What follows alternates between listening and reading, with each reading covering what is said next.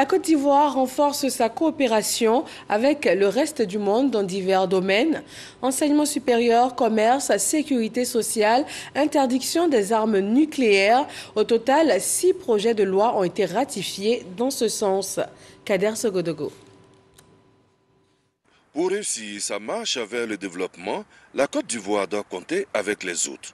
Les bonnes relations avec les autres États souverains sont marquées par des accords contenus dans des projets de loi. 6 d'entre eux sont à ratifier par les sénateurs, membres de la Commission des relations extérieures et des Ivoiriens établis hors de Côte d'Ivoire.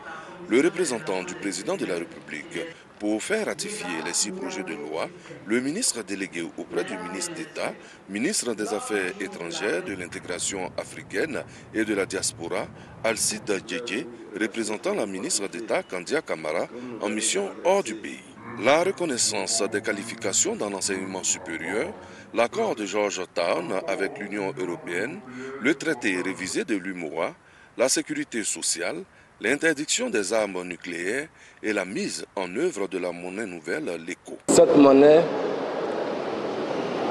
constitue un atout important pour la Côte d'Ivoire et pour la CEDEAO. Nous avons à la tête de notre pays le président Alassane Ouattara, qui est un des plus grands experts dans le monde en matière de monnaie, en matière économique et monétaire. Et il préside la conférence des chefs d'État de l'UEMOA et il a une influence très grande au sein de la CEDEAO. Et son leadership va nous permettre d'avoir cette monnaie, l'ECO. Nous observerons en 2022 et 2026 sera la fin de la phase de convergence. En 2027, ce sera la phase de stabilité et l'ECO entrera en vigueur en ce moment-là. 5 projets de loi ratifiés à l'unanimité et 1 à la majorité.